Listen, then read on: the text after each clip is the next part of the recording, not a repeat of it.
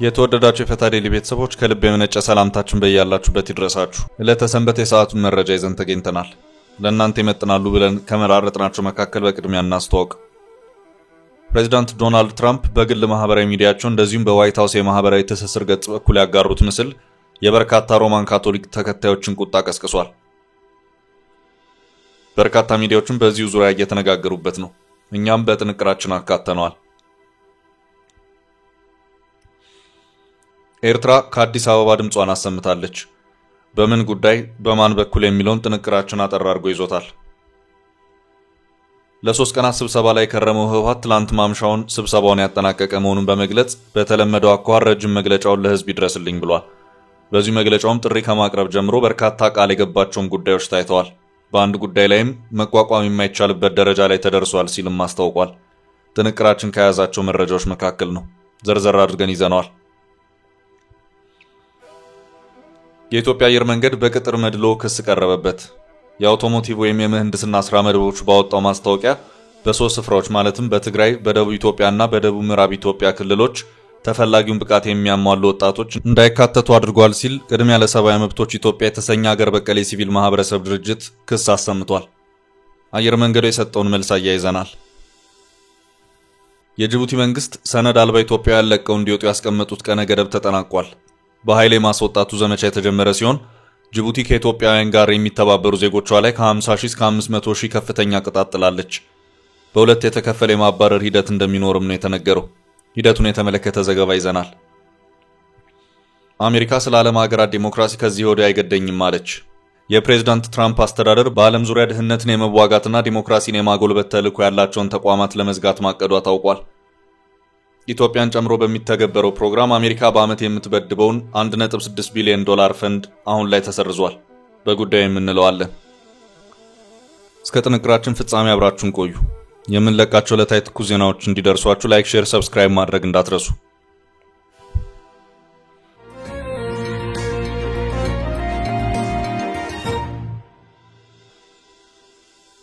ኤርትራ ከአዲስ አበባ ድምጿን አሰምታለች።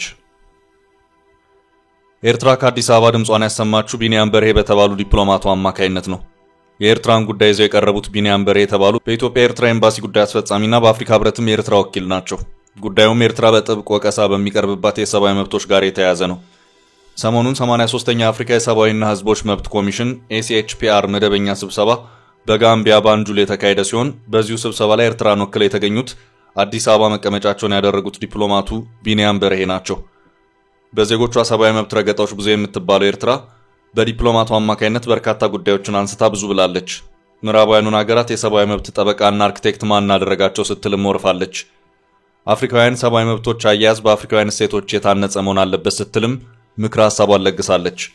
በፕሬስ ነጻነት በዓለም የመጨረሻውን ደረጃ የያዘችው ኤርትራ በሰብአዊ መብት ረገጣም በኢራንና ሰሜን ኮሪያ ተርታ የምትመደብ ናት።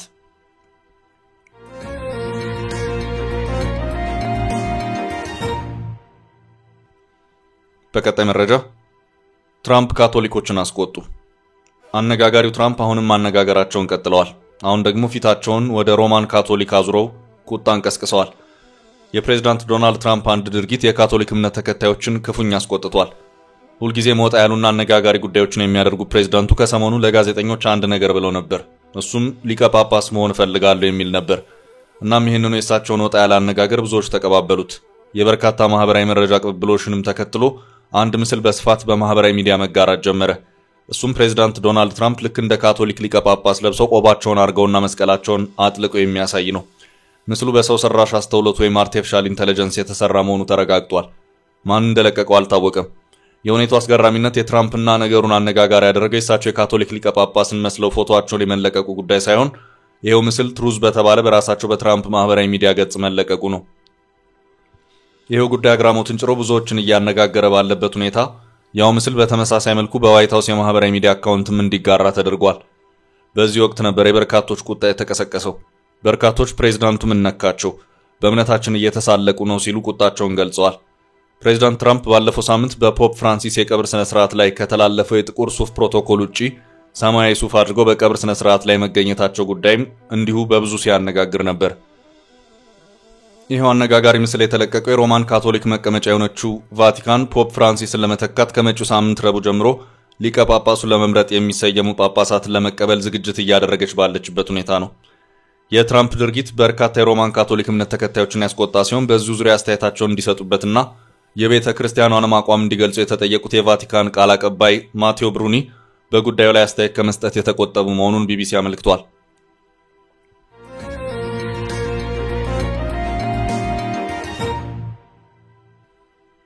ወደ ቀጣይ ርዕስ ስናልፍ መቋቋም የማይቻልበት ደረጃ ላይ ተደርሷል። ህወሓት በቀጠለው ስብሰባው ሰሞኑን ለቀናት ስብሰባ ተቀምጦ ከርሟል። ይህንኑ ስብሰባ ተከትሎም መግለጫ ተከትሏል። መግለጫው መቋቋም የማይቻልበት ደረጃ ተደርሷል ይላል። በዚህ የምሽት መግለጫውን በድርጅቱ ከፍተኛና መካከለኛ አመራር የተደረገ ስብሰባ ነውም ሲል አስታውቋል። ይሄው ለ3 ቀናት በመቀሌ የተካሄደው ስብሰባ በትላንትናው ዕለት ተጠናቆ ባለ 10 ነጥብ መግለጫም እንዲወጣ ተደርጓል። ድርጅቱ በዚሁ ስብሰባ ያለፈውን የትግራይና የድርጅቱን አካሄድ ገምግሜበታለሁ፣ እንደዚሁም ቀጣይ የሚሄድባቸውን አቅጣጫዎችም ጭምር አስቀምጬበታለሁ ሲል አስታውቋል። የውይይት መድረኩ ያለፉት 6 ወራት አፈጻጸምና ቀጣይ አቅጣጫዎች ላይ ውይይት ተደርጎበታል የተባለ ሲሆን ከ1300 በላይ አመራሮች ተሳትፎበታልም ተብሏል። የህዝቡ የለውጥ ፍላጎት ከፍተኛ ቢሆንም ህወሓት መግለጫውን ይፋ ያደረገው ያው ከዚህ ቀደም እንደሚያደርገው ራሱን በመውቀስና በፖለቲካ ንስሐ የታጀቡ ሐሳቦችን በመዘርዘር እንደዚሁም አብዝቶ ቃል በመግባት ነው። በዚህ መግለጫውም ህወሓት የትግራይን የግዛት አንድነት ለማረጋገጥ የተፈናቀሉ ዜጎች ወደ ቀያቸው እንዲመለሱና በወራሪ ኃይል እየተሰቃየ ያለውን ህዝብ ነፃ ለማውጣት ሁሉም ስትራቴጂካዊ አቅሞችን በማስተባበር በጋራ ሰላማዊ ፖለቲካ ትግሌን አጠናክራለሁ ሲልም አስታውቋል። በጦርነቱ ወቅት የተፈናቀሉ ዜጎችን ወደ መኖሪያ ቀያቸው በመመለሱ ረገድ ህወሓት ዜጎቹን ለራሱ የፖለቲካ መጠቀሚያ ለማድረግ በመያዣነት እየተጠቀመባቸው ነው በሚል በፌዴራሉ መንግስት በኩል ወቀሳ ደርሶበታል። በትግራይ ከለጋሾች የሚሰጠው የእርዳታ አቅርቦት መቋረጡን በዚህ መግለጫ ያመለከተው ህወሓት በጦርነት የተጎዳውን ህዝብን በምግብ አቅርቦት ለመታደግ አስቸኳይ ስራ ይሰራልም ሲል አስታውቋል። ህወሓት አሁን ባለው የትግራይ ጊዜያዊ አስተዳደር አወቃቀር ውስጥ ግማሽ ድርሻ ያለው ነው። ሆኖም ከህጋዊ ሰውነቱ ጋር በተያያዘ በኢትዮጵያ ብሔራዊ ምርጫ ቦርድ በኩል አሟላ የተባሉትን መስፈርቶች ባለማሟላቱ ከፓርቲነቱ ሊሰረዝ የሚችልበት ሁኔታዎች ሊፈጠሩ ይችላል የሚሉ አስተያየቶች እያመዘኑ ነው። በአንጻሩ ህወሓት ምን ሲደረግ በማለት እየሞገተ ይገኛል። ለ3 ቀናት በከፍተኛና መካከለኛ አመራሮቹ የመከረው ህወሓት በአጠቃላይ በትግራይ ዙሪያ የሚያተኩሩ ነጥቦችን ያዘለ መግለጫን ከማውጣት ውጪ ከምርጫ ቦርድ ጋር ስለገባበት ውዝግብ ያለው ምንም ነገር የለም። ህወሓት በትግራይ ወርቅ ማዕድን ዘረፋ እንደዚሁም በመሬት ወረራ ዙሪያ አመራሮቹ እጃቸው አለበት በሚል ከዚህ ቀደም በትግራይ በሚንቀሳቀሱ የፖለቲካ ኃይሎች ክስ ሲቀርብባቸው የነበረ ሲሆን ማምሻውን በድርጅቱ የወጣው መግለጫ በጸጥታና ደህንነት ዘርፍ ያሉ ችግሮችን በመሬት ወረራና በማዕድን ጭምር የሚታዩትን ችግሮች ወደ ህጋዊ ስርዓት እንዲገባ ርብርብ አደርጋለሁም ብሏል። ከዚህ ቀደም ደጋግሞ በሚያወጣቸው መግለጫዎች እንደሚያመለክተውም በወራሪዎች ተይዘዋል ያላቸው የትግራይ መሬቶች እንዲመለሱና ተፈናቃዮችን ወደ ቤታቸው ገብተው የፕሪቶሪያ ስምምነት እንዲፈጸም አደርጋለሁ ያለው ህወሓት የተፈናቃዮች ስቃይና መከራ መቋቋም ከሚቻለው በላይ ነው ሲልም አስታውቋል። ድርጅቱ ይህንንና ያንን አደርጋለሁ በማለት በዚህ መግለጫው ከገባቸው ቃል በተጨማሪም ለትግራይ የተለያዩ የማህበረሰብ ክፍሎችም ጥሪውን አስተላልፏል።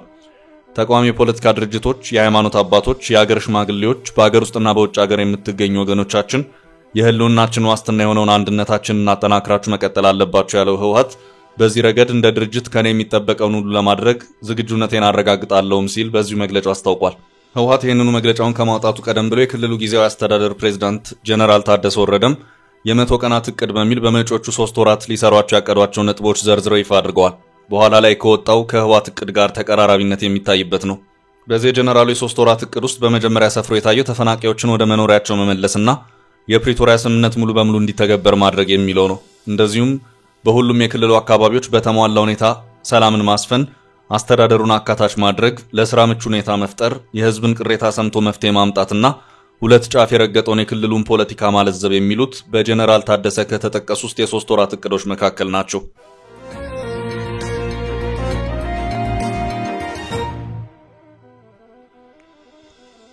በቀጣይ ርዕስ አየር መንገዱ ከስራ ቅጥር ጋር በተያያዘ ትችት ቀረበበት። የኢትዮጵያ አየር መንገድ በተለይ በ3 ክልሎች የሚገኙ ወጣቶችን ያገለለ አድሏዊ የስራ ቅጥር አሰራርን ፈጽሟል ተብሎ የቀረበበትን ቅሬታ ከእውነት የራቀ ነው አለ። ቅድሚያ ለሰብአዊ መብቶች ኢትዮጵያ የተሰኘ ሀገር በቀል የሲቪል ማህበረሰብ ድርጅት የኢትዮጵያ አየር መንገድ የአውቶሞቲቭ ወይም የምህንድስና ሰርተፊኬት ለያዙ ወጣቶች ክፍት የስራ ዕድል እንዲያመለክቱ ሚያዝያ 17 ቀን 2017 ዓ.ም ይፋ ባደረገው ማስታወቂያ በትግራይ፣ በደቡብ ኢትዮጵያና በደቡብ ምዕራብ ኢትዮጵያ ክልሎች ተፈላጊውን ብቃት የሚያሟሉ ወጣቶች እንዳይካተቱ አድርጓል ሲል ወቀሳ አቅርቧል። እንደ ሲቪል ማህበረሰብ ድርጅቱ ገለጻ የማመልከቻ ማዕከላቱ የሚገኙት በተመረጡ ልዩ ክልሎች ማለትም በማዕከላዊ፣ በምዕራብ፣ በምስራቅ፣ በሰሜን ምዕራብና በደቡብ ኢትዮጵያ በሚገኙ ዩኒቨርሲቲዎችና ፖሊቴክኒኮች ብቻ ሆኖ በሶስቱ ክልሎች የሚገኙ ዩኒቨርሲቲዎችንና ፖሊቴክኒኮችን ማለትም መቀሌ ዩኒቨርሲቲ፣ አዲግራት ዩኒቨርሲቲ፣ አክሱም ዩኒቨርሲቲ፣ ራያ ዩኒቨርሲቲ፣ ሚዛን ቴፒ ዩኒቨርሲቲ፣ ቦንጋ ዩኒቨርሲቲና ወላይታ ሶዶ ዩኒቨርሲቲ ሳይካተቱ ቀርተዋል። ድርጅቱ ለዜና ምንጩ ለሪፖርተር በላከው ሰነድ ድርጊቱ ኢትዮጵያ የተጣለባትን ሀገራዊና ዓለም አቀፋዊ የሰብአዊ መብት ግዴታዎችን በግልጽ የጣሰ ነው ብሏል። ተጥሷል በሚል ከቀረቡት የህገ መንግስቱ ድንጋጌዎች መካከልም ያለምንም አድሎ በህግ ፊት እኩል የመሆን መብት የሚያረጋግጠውን፣ የሴቶችን መብት ጥበቃ የሚጥሰውን፣ በመላ አገሪቱ የመዘዋወርና የመኖር መብትን፣ ሙያን የመምረጥና የመስራት መብቶችን ያረጋገጠውን የተመለከቱ አንቀጾች ይገኙበታል። በሌላ በኩል ኢትዮጵያ ተቀብላ ያጸደቀቻቸውን በዓለም አቀፍ የሲቪልና የፖለቲካ መብቶች ዓለም አቀፍ ቃል ኪዳን፣ የዓለም አቀፍ የኢኮኖሚ ማህበራዊና የባህል መብቶች ቃል ኪዳን፣ አድሎ የሚከለክሉትንና የመስራት መብት ዋስትና የሚሰጡትን እንዲሁም የአፍሪካ የሰብአዊና ህዝቦች መብቶች ቻርተር፣ የአፍሪካ ወጣቶች ቻርተር ላይ የተጠቀሱትን አንቀጾች በዝርዝር አቅርቧል። ቅድሚያ ለሰብአዊ መብቶች ኢትዮጵያ አየር መንገዱ ፈጽሞታል ያለው ድርጊት በክልሎች ውስጥ የእኩልነትና የሥራ መብቶችን የሚጥስ፣ በተመሳሳይ ኢትዮጵያ ያጸደቀችው የዓለም የሥራ ድርጅት ኮንቬንሽን ቁጥር 111 በዘር በብሔር ወይም በክልል ደረጃ በሥራ ስምሪት ላይ የሚደረገውን አድሎ የሚከለክል ድንጋጌን የጣሰ ነው ብሏል። እነዚህን ጉዳዮች መነሻ በማድረግም የሲቪል ማህበረሰብ ድርጅቱ የኢትዮጵያ አየር መንገድ አድሏዊ የሥራ ቅጥር አሰራርን በትግራይ፣ በደቡብ ኢትዮጵያና በደቡብ ምዕራብ ኢትዮጵያ የሚገኙ ወጣቶች ከመላ አገሪቱ የሚገኙ ወጣቶች ጋር በእኩል የሥራ ዕድል እንዳያገኙ ያለ ምክንያት እንዳይወዳደሩ የሚከለክል ሆኖ ለወጣቶች ወሳኝ የሥራ ዕድል የሚነፍግ፣ ክልላዊ ማህበራዊና ኢኮኖሚያዊ መገለልን የሚያጠናክር፣ የኢትዮጵያ ህገ መንግስታዊ እኩል ዜግነትና አድሏዊ ያለመሆንን ቃል ኪዳን የሚጥስና ትግራይ በድህረ ጦርነት የምታደርገውን የማገገም ጥረት የሚጎዳና ኢሰብአዊ ድርጊት ሆኖ አግኝቼዋለሁ ብሏል። በዚህ መሰረት አየር መንገዱ በቅድሚያ ሚያዝያ 17 ቀን 2017 ዓ.ም ያወጣውን የቅጥር ማስታወቂያ በአስቸኳይ በማሻሻል በትግራይ፣ በደቡብ ኢትዮጵያና በደቡብ ምዕራብ ኢትዮጵያ ክልሎች ውስጥ ለወጣቶች ተደራሽ የሆኑ የማመልከቻ ቦታዎችን ወይም የዩኒቨርሲቲ ማዕከላት ወይም ኦንላይን አፕሊኬሽን ፖርታል እንዲያሳውቅ እንዲሁም ከሚያዝያ 20 እስከ 24 ቀን 2017 ዓ.ም ያስቀመጠውን የማመልከቻ ጊዜ ማሻሻያውን ታሳቢ በማድረግ ጊዜውን እንዲያራዝም ሲል ጠይቋል። በተጨማሪም ፈጽሟል የተባለውን የመብት ጥሰቶች አምኖ ፍትሐዊና አካታች አሰራርን በመከተል ይቅርታ እንዲጠይቅም አሳስቧል። ለአየር መንገዱ ከቀረቡ ጥያቄዎች በተጨማሪም የኢትዮጵያ ሰብአዊ መብት ኮሚሽንና የህዝብ እንባ ጠባቂ ተቋም አድሏዊ አሰራርን በገለልተኝነት መርምረው ግኝቱን በይፋ እንዲያሳውቁ እንዲሁም የሥራና ክህሎት ሚኒስቴር፣ የፍትህ ሚኒስቴር እንዲሁም ሁሉም የመንግስት የልማት ድርጅቶች በቅጥር ልማዶች ውስጥ ከአድሎ የጸዳ ግዴታዎች መከበራቸውን እንዲያረጋግጡም ጥያቄ አቅርበዋል። በጉዳዩ ጥያቄ የቀረበለት የኢትዮጵያ አየር መንገድ ላለፉት በርካታ ዓመታት በሀገሪቱ ሁሉም ክልሎች የአዳዲስ ሰራተኞች ምልመላና ቅጥር ሲፈጽም መቆየቱን አስታውሶ አጭር ማብራሪያ አቅርቧል። በዚህም መሰረት በሁሉም ክልሎች በተመሳሳይ ጊዜ ቅጥር መፈጸም በበርካታ ምክንያቶች አስቸጋሪ በመሆኑ ሁሉንም ክልሎችና አካባቢዎች እንደተለመደው በቅደም ተከተል በማዳረስ በሀገራችን አራቱም ማዕዘናት ለሚገኙ ወጣቶች እኩል የሥራ ዕድል በመስጠት በአካታችነት የሚያምን አሰራር መከተሉ እንደተጠበቀ ነው ብሏል። በተያያዘም ጉዳዩን በተመለከተ የሚዘዋወረው መረጃ ከእውነት የራቀ ነው ያለ ሲሆን ትክክለኛ መረጃ ማግኘት የሚፈልግ አካል የአየር መንገዱን የሰው ሀብት ልማት የሥራ ክፍል መጠየቅ እንደሚችል ማስታወቁን የዜና ምንጩ ሪፖርተር አመልክቷል።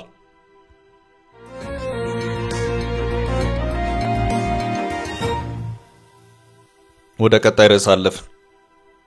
ጅቡቲ አምርራለች። ከኢትዮጵያውያን ጋር የሚተባበሩ ዜጎቿ ላይ ከፍተኛ ቅጣት ጣለች።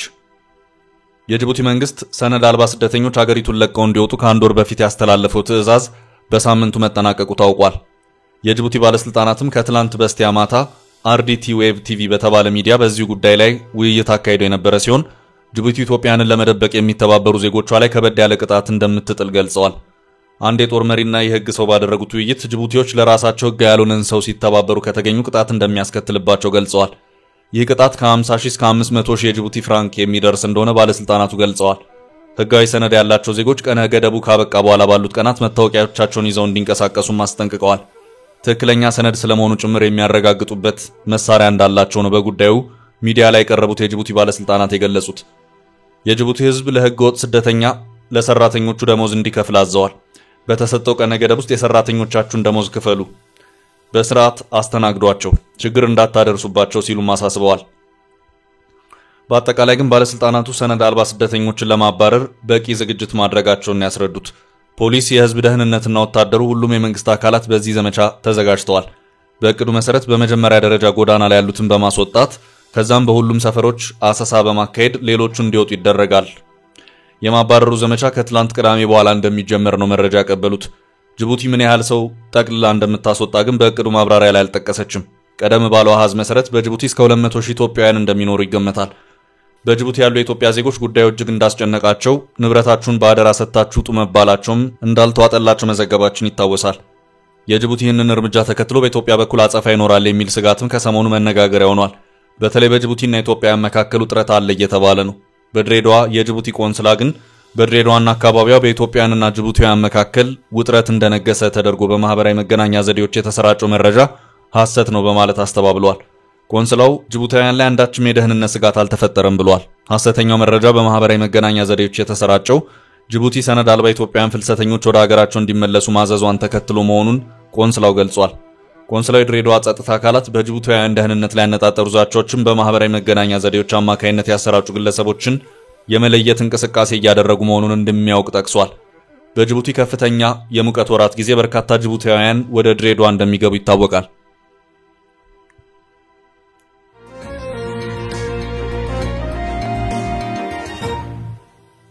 በመጨረሻም አሜሪካ ስለ ዓለም ሀገራት ዲሞክራሲ ከዚህ ወዲያ አይገደኝም አለች።